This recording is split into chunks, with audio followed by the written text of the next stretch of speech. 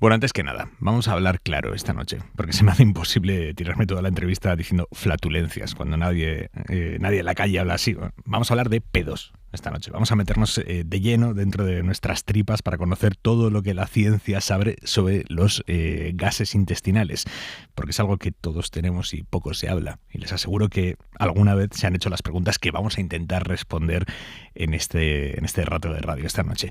Y para ello hemos reclutado a una de las personas que más sabe del tema porque lo ha estudiado. Él es Fernando Azpiroz, es el jefe del grupo de neurofisiología del Instituto de Investigación Vall d'Hebron y jefe del Centro de Investigación Biomédica en Red en Enfermedades Hepáticas y Digestivas. Señor Azpiroz, muy buenas noches. Buenas noches. Gracias por venir a Hora 25. Encantado. Tiene que estar harto de que le hagan estas preguntas, ¿no? No, en absoluto. Siempre es un placer. Usted ha encabezado un estudio del Vall d'Hebron publicado en la revista Nutrients sobre el efecto de las dietas en la flora intestinal. Y lo primero que le quería preguntar es cómo influye lo que comemos en el trabajo de nuestro aparato digestivo. Completamente. El aparato digestivo es la puerta de entrada para alimentar el organismo. Entonces tiene, por una parte, la función de lo que comemos, extraer lo que es útil para el organismo, que es el agua, los nutrientes, los minerales, las vitaminas, y el resto, lo que no nos sirve a nosotros, lo que no podemos usar, lo pasamos al colon, a la última parte del intestino. El colon está lleno de bacterias, de microorganismos, bacterias, hongos, virus, millones. Entonces, lo que nos sobra a nosotros que no podemos usar, es decir, los residuos de la dieta, pasan al colon. Y con esto alimentamos a esta microbiota, a estos microorganismos que tenemos. Estos microorganismos viven en una situación simbiótica, es decir, nos dan un beneficio, nosotros los alimentamos como si fuera la huerta de casa y nos dan un beneficio a muchos niveles. Esto está estudiando. Entonces, básicamente, el aparato digestivo, si lo vemos de esta forma, tiene dos funciones. Por una parte, extraer de la dieta los alimentos que nuestro organismo necesita y, por otra parte, alimentar a la microbiota, que realmente funciona como si fuera un órgano independiente. Cuando usted habla de la microbiota, ¿es la flora intestinal o estoy mezclando las cosas? No, es exactamente. A ver, ese es el término clásico. Yeah. Que en los últimos años, claro, realmente flora significaría vegetal y estos son animales, con lo cual el término flora no encajaba. Y al ir conociendo más lo que antiguamente se llamaba flora, sí, se ha puesto un nombre más preciso, que es el de microbiota, que es los microorganismos que habitan en el cuerpo humano de manera simbiótica. Hay en muchos sitios, en la piel, en la vagina, en la boca, pero la parte más importante con diferencia, o sea, realmente la parte metabólicamente más útil está en el colon, en la última parte del intestino delgado. Del intestino grueso, perdón, la última parte del intestino. ¿Podemos decir que es donde más bacterias tenemos? Absolutamente, sí. Absolutamente. Insisto, no solo bacterias, también hongos, virus, una serie muy amplia de microorganismos. Vale, ¿y esos microorganismos cómo generan los pedos? A ver, las sustancias de la dieta que no podemos absorber en el intestino delgado pasan al colon. Y de estas sustancias hay algunas que las pueden utilizar las bacterias y otras que no. Es decir, algunas fermentables, que significa utilizables por las bacterias, y otras que no, que son inertes. Por ejemplo, un trozo de plástico, si lo tomamos con la comida, sale sin poder ser, es inerte, no se puede utilizar ni por nosotros ni por la microbiota. Pero los productos que son fermentables, estos organismos los metabolizan. Los metabolizan con unas vías metabólicas que el organismo no dispone. Entonces los usan. Es lo que se llama fermentación. Entonces, en esta fermentación, estos productos que para nosotros nos sirven, las bacterias los usan para alimentarse ellas y además produce una serie de productos secundarios que sirven al organismo. Y dentro de esos productos, dentro de ese proceso de fermentación, como en otros muchos, como por ejemplo el vino, se produce gas. Y este es el gas, esta es la mayor parte del gas dentro del aparato digestivo, se produce en el proceso de fermentación de los residuos de la dieta cuando son metabolizados por los microorganismos, por la microbiota. Y entonces depende el tipo de comida que ingerimos, depende mucho de los gases que generamos. Exactamente. O sea, hay dos factores que determinan. Uno, el tipo de comida, es decir, cuántos residuos tiene la dieta, y otro, el tipo de microorganismos que tenemos. La microbiota se considera que puede ser tan personal como la huella dactilar. Quizás esto sea una exageración, pero sí que hay mucha diferencia de una persona a otra. Entonces, de una persona a otra y dentro de una persona de una época a otra, porque dependiendo de las condiciones ambientales, sobre todo la dieta, la microbiota nos cambia continuamente. Entonces, dependiendo, si la dieta no tiene residuos, no se produce gas. O sea, si tomamos arroz, proteínas, sus productos que no tienen nada de fibra, que no tienen residuos, esta dieta no produce gas. Si por el contrario, si tomamos una dieta mediterránea, rica en residuos, hortalizas, legumbres, estos alimentos tienen muchos residuos que pasan al colon y son fermentados y producen gas. ¿Cuál es el alimento que más gas genera? A ver, lo más clásico que conoce todo el mundo son las alubias. Sí. Pero bueno, hay otras hortalizas también producen mucho gas, otro tipo de legumbres también, pero tradicionalmente las alubias es el alimento que más gas se considera que produce en general. Pero eso no quiere decir que sea malo. No, es buenísimo. Al revés, para que una dieta sea saludable, tiene que ser saludable para nosotros, es decir, que tenga nutrientes, vitaminas, minerales, pero tiene que ser una dieta que sea saludable también para nuestra microbiota. Es decir, que dé de comer, que tenga residuos que den de comer a la microbiota, para que la microbiota pueda proliferar, enriquecerse, hacerse variable y ayudar al organismo. Con lo cual, las dietas ricas en residuos son sanísimas. Bueno, pues va a ser el ejemplo es la dieta mediterránea. En general, es una dieta que la base de la pirámide son productos vegetales. Sí. Lo que pasa es que esto es como hacer deporte. ¿Hacer de ejercicio, hacer deporte es bueno? Sí, buenísimo. Pero oiga, si tiene usted una artrosis de rodilla, pues no lo tolera. Y esto es lo mismo. ¿Tomar una dieta con muchos residuos? Bueno, buenísimo, estupendo, sin duda. Pero, oiga, si usted produce una cantidad de gas tremenda o tiene un intestino muy sensible, pues claro, esta dieta a lo mejor le da molestias. Claro. Entonces, de ahí viene el hecho de que cada uno tenga una microbiota distinta, una flora intestinal distinta. De ahí viene que usted y yo podemos comer lo mismo y usted se tira unos pedos distintos a los míos. Exacto. Y quiero decir, ¿cuál es mi realidad intestinal que hace que sea más proclive a generar esos gases? La composición de los microorganismos. Y esto se conoce relativamente poco.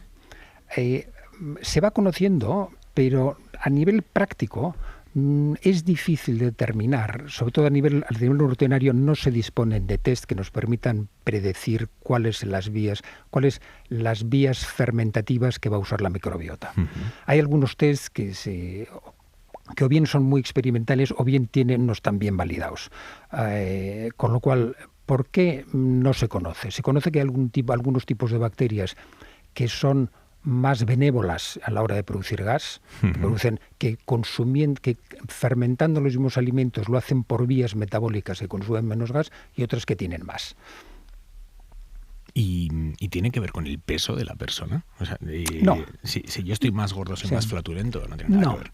No. Mire, el intestino, la última parte del intestino, lo que se llama el intestino grueso del colon, esto en los últimos años se ha visto que tiene un contenido de unos entre 500 y 1000 gramos o mililitros, o sea, entre medio o 1 litro, o sea, depende, porque el peso y el volumen tienen la equivalencia de 1 a 1. Entonces,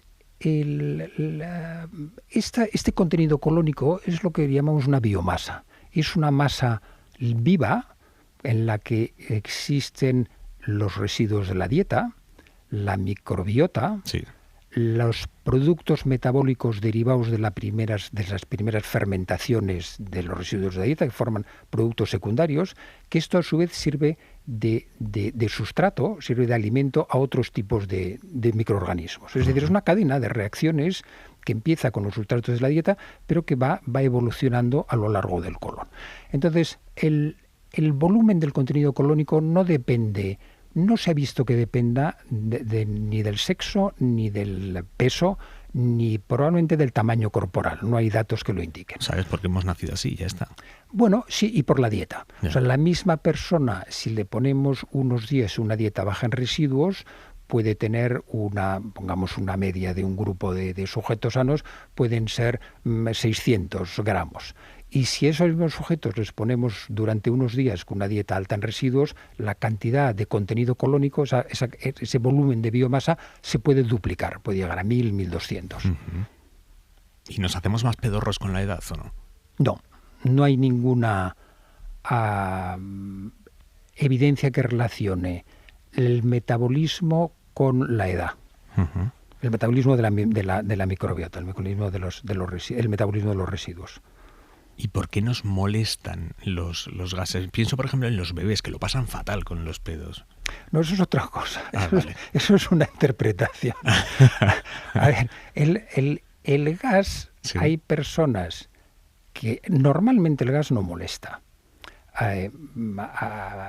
Una persona completamente normal, aunque haga una dieta con muchas legumbres y con mucha fibra y produzca mucho gas, esto no resulta molesto. Lo que nota es la cantidad de gas que evacúa, pero no debe tener ninguna molestia abdominal. Yeah. Cuando los gases se asocian con molestias abdominales, la evidencia que hay, lo que hoy podemos creer, es que esto se debe a que esta persona tiene un intestino más sensible. Uh-huh. Y esto es muy frecuente.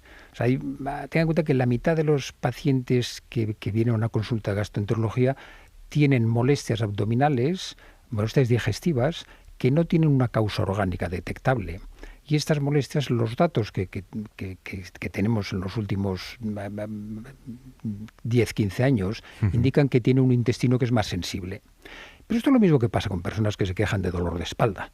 Hay personas que haciendo una vida, si hacen un exceso de ejercicio o están inmovilizadas delante del ordenador durante unas horas, se quejan, o si duermen mal tienen dolor de espalda, mientras que otras no tienen en absoluto. Y a este nivel es lo mismo. Hay personas que pueden tolerar todo tipo de dietas y no tienen ningún problema, todo tipo y cantidades de producción de gas altas sin problemas, y otras personas que cuando la dieta tiene más residuos o se produce más gas, esto les puede producir molestias. ¿Cuál es el caso de los bebés? No se sabe. Realmente esto del cólico del bebé no hay evidencia de que tengan más gas, de que sean producidos por gas. Pueden ser producidos por otros componentes de la dieta. Que yo sepa, yo no lo sé. No se sabe que yo tenga evidencia, que yo tenga constancia. ¿Y por qué huele un pedo? Por el tipo de gas que tenga. Mira, el 99% de los gases intestinales son hidrógeno, nitrógeno, anhídrido carbónico y metano. Y estos 4 gases, que son los mayoritarios, ninguno de ellos huele. Lo que pasa es que en algunas reacciones se producen gases que contienen azufre, sobre todo al metabolizar algunos sedimentos que tienen moléculas de azufre. Y estos gases, que están en una proporción mínima, de milésima, son los que producen el olor. ¿Y cómo genera ese olor? Bueno, dependiendo del tipo, lo mismo que la producción total de gas. Dependiendo del tipo de residuos que llegan al colon y del tipo de bacterias que hayan, pueden usar vías metabólicas que resulten en estos compuestos, sobre todo con moléculas de azufre. Que el olor realmente es olor a huevos podridos, porque también el tipo de gas, el tipo de aroma es parecido, son también compuestos azufrados. ¿Y afecta el tiempo que lleva formado ese gas al olor en el momento en el que es expulsado? No, es el tipo de gas. Ya. ¿Y aguantar los pedos, la retención intencionada de los gases, es mala?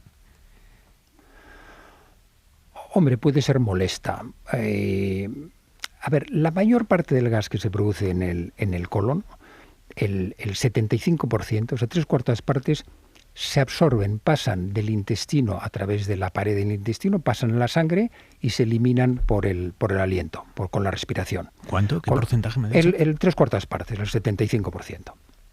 Uh-huh. Con lo cual, lo que llega al ano es una parte relativamente pequeña. Si el gas está más tiempo dentro del intestino, se absorbe más y se elimina más por aliento que lo que llega al ano. Con lo cual, retener el gas en el recto sobre todo es molesto, no es peligroso. Y una pregunta que igual le parece una tontería, pero ese gas que hemos retenido y pasa a nuestra sangre y termina expulsándose por el aliento, ¿ese gas también huele a pedo? No, porque sí, perdón. Hay algunos gases que se absorben que sí pueden oler, o que sí se supone que pueden eliminarse por aliento y oler. Por ejemplo, son los gases que se producen al comer ajo. Uh-huh. El ajo produce un tipo de gas que se pasa muy fácilmente, atraviesa muy fácilmente las barreras, pasa la sangre, y esto es el gas que se supone que este gas es el que supone que da el olor a ajo en aliento cuando se come gas. Yeah. Pero el otro tipo de gases no pasan a la sangre, los gases azufrados. Y estos son cosas distintas. No pasan además porque son tóxicos, se les llama mucosa del colon, los destruye, los cataboliza. Y son cosas distintas a los eructos. Sí, exactamente. Exactamente. Porque el gas que expulsamos en un eructo es distinto al que expulsamos. Es aire. Es aire. O sea, al comer se traga gas. Al deglutir, al ir tragando, se traga también un poco de gas. Y ese gas se evacúa en forma de eructo. Entonces, de forma que la cantidad de gas que hay en el estómago es muy constante, son unos 10 o 20 mililitros, con lo cual es como 2 dedos de un vaso de normal, es una cantidad pequeña. Y esto es muy constante, porque según se va tragando, se va expulsando, según se va tragando al comer, se va expulsando generalmente de forma inadvertida y de forma natural, de forma que la cantidad es constante. ¿Y hay diferencias entre hombres y mujeres en este tema? Me ha dicho que no. Pero... No.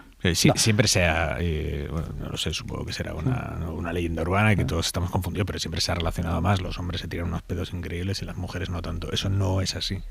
No hay evidencia de que sea así. No hay datos de que esto sea cierto. Y la forma de comer me refiero, no el qué, sino el cómo rápido, como despacio, mastico mucho, poco, etcétera. Esto influye a nivel de la cantidad de aire que se puede tragar. O sea, el tragar aire normalmente, como he dicho, lo que se traga se evacúa en forma de eructo, pasa todo desapercibido y la cantidad de gas que hay en el estómago es una burbujita pequeña y constante.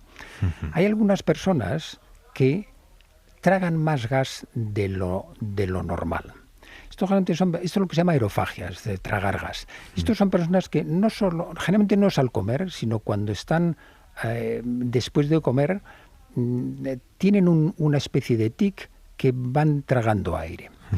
Probablemente esto empieza con una sensación de gas, de molestia en el estómago que interpretan como gas, y esto intentan eructarlo. Y al intentar eructarlo, sin darse cuenta, hacen lo contrario, van tragando más gas, con lo cual esa molestia va aumentando. Pero cuando realmente logran eructar y vaciar parte del gas, se sienten mucho más cómodos. Y esto les refuerza la idea. Con lo cual esto perpetúa este tic de intentar expulsar aire y sin darse cuenta de una forma inadvertida ir tragando. Y en esto que me habla, diga. No, esto es frecuente, esto muchas veces se asocia a estados de ansiedad, pero esto además tiene una forma muy sencilla de solucionarlo, que si no se traga aire, se deja de eructar. Entonces hay una forma muy fácil, es decirle a la persona, al paciente, que se ponga un lápiz, que muerda un lápiz.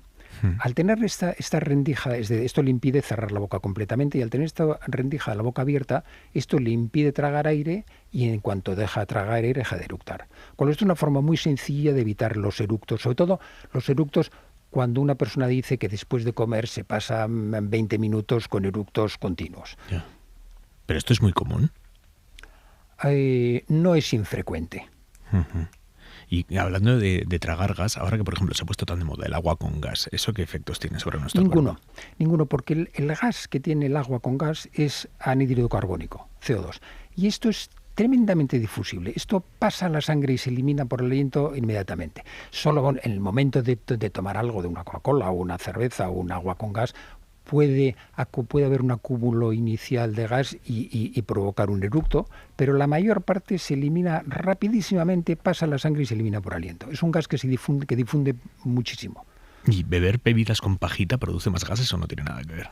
No tiene por qué. A no ser que que el que esté usando la pajita esto le produzca tragar más gas, pero no suele ser el caso. ¿Y masticar chicle? Bueno, eso es un debate. Es posible que en algunas personas masticar chicle les induzca a tragar más gas. Pero ese gas se expulsaría a través de un eructo. Exacto, ese no es gas, perdón. Eso es, bueno, sí, es un gas, pero es aire ambiental. Es aire de ambiente con la composición normal, igual que el aire ambiental. ¿Cuántas veces deberíamos ir al baño? No sé si al día, a la semana. ¿Qué es lo sano? ¿Hay un estándar de qué es lo sano?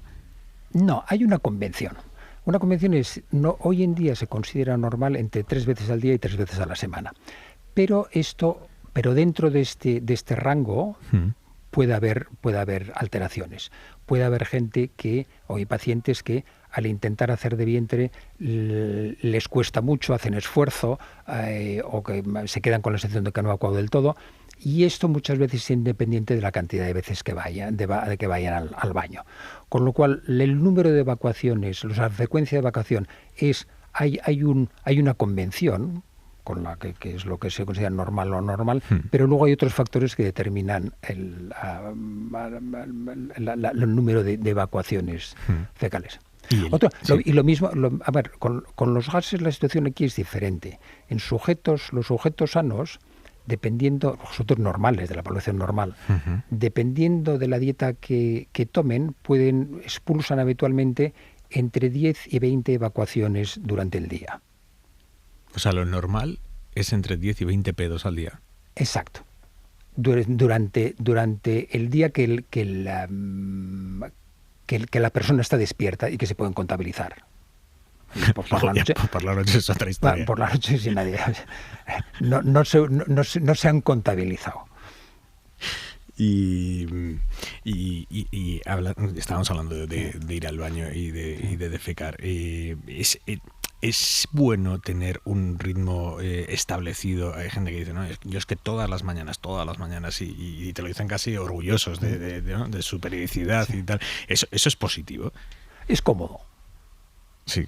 Eso es innegable. Las personas que tienen ese hábito regular no tienen preocupación, saben que se levantan o en un momento determinado del día, que ya lo tienen controlado, les resulta conveniente, evacúan y no se preocupan más del asunto. Pero no es más sano que hacerlo, digamos, a demanda. No, en absoluto. Bueno, hacerlo a demanda hay que hacerlo siempre. Lo que pasa es que si el cuerpo está acostumbrado de que la demanda sea regular, pues es más cómodo. ¿Cuándo debería preocuparnos el estreñimiento? ¿Cuáles son las señales que deberían preocuparnos y decir, esto está empezando a dejar de ser normal? Estreñimiento, lo primero es la definición. Y hasta hace años el estreñimiento se definía de muchas formas y estaba poco claro lo que era estreñimiento. Hoy en día, de forma arbitraria, consensuada, se considera estreñimiento unos signos objetivos, que son la frecuencia de las defecaciones y la consistencia, es decir, menos de 3 evacuaciones por semana o heces duras, y luego una serie de signos, de síntomas subjetivos, de sensaciones. O sea, dentro del concepto del estreñimiento, o un signo que se calificaría como estreñimiento, es que el paciente tenga que hacer mucho esfuerzo para evacuar, o que al acabar de evacuar tenga la sensación de que la evacuación ha sido incompleta. Por ejemplo, son de signos frecuentes que forman parte de la definición de estreñimiento. Es decir, una persona puede ir al baño con una frecuencia normal, con unas heces normales, pero si le cuesta mucho evacuar, tiene que hacer mucho esfuerzo, tiene que hacer esfuerzo evacuatorio y se queda con la sensación que no ha evacuado del todo, esto que entra dentro de la definición actual de estreñimiento. ¿Y en ese caso qué hay que hacer? ¿Hay que ir al médico? A ver, lo primero que hay que hacer con el estreñimiento es una serie de medidas que son totalmente lógicas, que es normalizar la dieta. Una causa frecuente de estreñimiento, sobre todo en gente joven que trabaja, es la dieta con pocos residuos.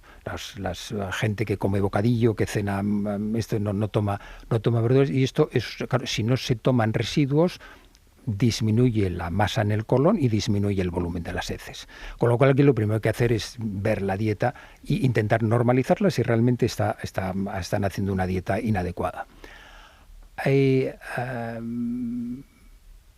Otro aspecto importante es el intentar evacuar cuando se tienen ganas. Es decir, no posponer la evacuación. Porque normalmente la última parte del intestino está vacía. Y cuando llega el bolo fecal, cuando llegan las heces, entonces se llena y manda una sensación, se percibe conscientemente, manda una sensación de ganas de hacer de vientre. Y ese es el momento que hay que aprovechar para evacuar.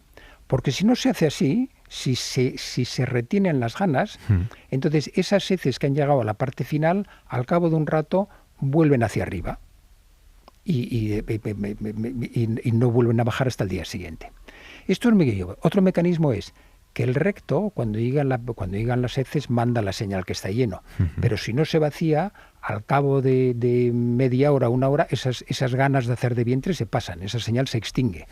Y entonces el recto está lleno, pero ya deja de mandar la señal. Es como si la alarma del coche se dispara, pero al cabo de 10 minutos se para.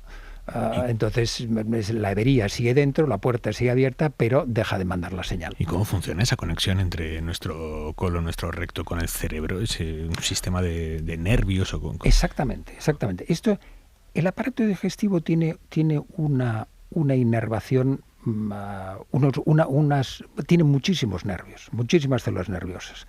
Y está muy conectado con el cerebro. El aparato digestivo se considera, hay un libro famoso hace unos años que llamaba El segundo cerebro, que es la red de neuronas que hay dentro de la pared del propio tubo digestivo, del intestino. Pero el aparato digestivo además tiene conexiones muchas conexiones con el sistema nervioso central, con el cerebro.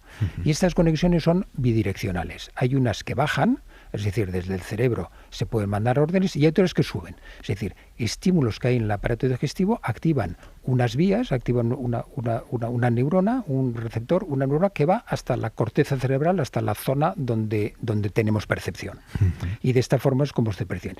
La mayor parte de los estímulos del aparato digestivo no se perciben, o sea, desarrollan reflejos que son los que controlan la digestión, pero algunos estímulos activan vías de percepción, vías sensitivas de percepción que producen percepción consciente. Y una de ellas, y aquí hay las dos conexiones más claras, están en el estómago y en el recto. Cuando una de las señales que tenemos para dejar de comer es que al llenarse el estómago manda señales al cerebro de forma que se acaba el apetito. Nos saciamos. Entonces una señal de estímulos en el estómago que llegan al cerebro. Y la otra parte que está muy claramente conectada es el recto. El bolo fecal, cuando llega al recto, activa unos receptores que mandan la señal al cerebro y entonces dan la sensación de ganas de evacuar. Y esta gente que se va de viaje, por ejemplo, y puede estar 4 o 5 días sin ir al baño, ¿ahí exactamente qué es lo que falla? No se sabe bien. Posiblemente hay una serie de factores.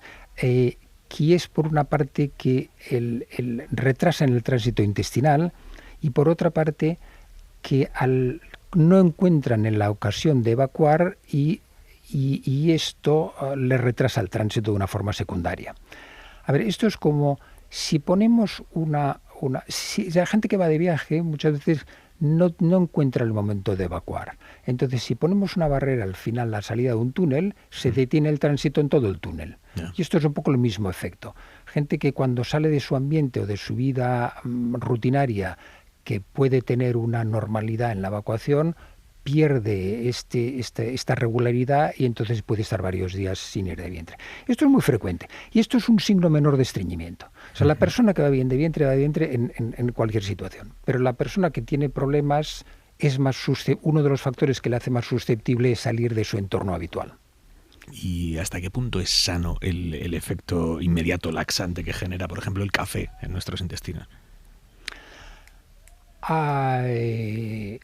Este tipo de efectos laxantes... A ver, efectos laxantes hay que distinguir dos cosas. Uno que son las moléculas que activan la movilidad del intestino, o sea, que hacen que propulse más, y otro, una serie de hábitos que inducen como un reflejo condicionado la evacuación. Por ejemplo, mucha gente dice que justo al tomar el café después del desayuno le entran ganas de hacer de vientre y es la forma que evacúa. Esto es un reflejo condicionado. Que el café y cigarro La evidencia que hay es que es un reflejo condicionado. La cafeína puede tener un cierto efecto farmacológico, pero sobre todo es un reflejo condicionado. Hay personas que por la mañana toman un vaso de agua o incluso 2 vasos de agua templada, esto es muy frecuente, porque eso les induce la defecación. Les induce la defecación, lo mismo, es un reflejo condicionado. Ese agua que beben se absorbe en el intestino delgado completamente y en cuestión de media hora está en la orina. Con lo cual, esto no llega al recto en ningún caso. Yeah. Lo que pasa es que esa sensación, lo de los perros de Pavlov, claro. La sensación de tomar el agua y el efecto de la expectativa, eso les induce, les favorece la respuesta y la defecación. Pero, por ejemplo, el zumo de naranja, eso sí que, ¿no? Lo mismo. No hay. A ver, el zumo de naranja. Hay una serie de estímulos en el estómago que producen lo que se llama el reflejo gastrocólico. Es decir, que al llenarse el estómago se activa la movilidad del colon. Y esto es normal, esto es fisiológico. Y algunas personas lo tienen más desarrollado y en algunas personas probablemente este reflejo gastrocólico está desencadenado como un reflejo condicionado por algunos tipos de alimentos o de hábitos, como el zumo de naranja, como el café, como el vaso de agua. Esto es lo más probable dentro de lo que se sabe. Yeah. ¿Y por qué no suenan las tripas? ¿Qué está pasando en nuestro interior para que se genere ese sonido de tripas? Esto es curioso, realmente no se sabe. Esto es una cosa que nosotros hemos estudiado mucho los gases intestinales desde hace muchos años y esto es uno de los puntos que no se sabe. Las tripas suenan cuando hay una mezcla de gas y líquido. Uh-huh. Si llena una botella de líquido, de agua, completamente, es una burbuja sin gas, aunque la agite no suena nada. Lo mismo, si está llena de aire tampoco. Pero si tiene media botella, entonces al agitarla sí que suena. Y esto es el mismo efecto en el intestino. Pero el por qué unas personas tienen más ruidos de tripas o no se conoce bien. Sí que está relacionado con el tomar alimentos que produzcan gas. Porque al haber más producción de gas es más probable que pueda haber esta combinación de sólido-líquido que suene. Pero no se conoce bien. Realmente es uno de los puntos de los síntomas relacionados o que relacionamos habitualmente con el gas intestinal que no se conoce bien. Uh-huh. Apasionante. Fernando Azpiro, le agradezco mucho que haya estado esta noche con nosotros, que sepa que le hemos dado la cena a más de uno, pero bueno, para que luego digan que en la radio no se habla de todo, ¿no? Eso sí es su culpa. Fernando Azpiro, jefe del grupo de neurofisiología del Instituto de Investigación Vall d'Hebron y jefe del Centro de Investigación Biomédica en Red en Enfermedades Hepáticas y Digestivas. Gracias de verdad por venir a Hora 25 esta noche. Muchas gracias, encantado.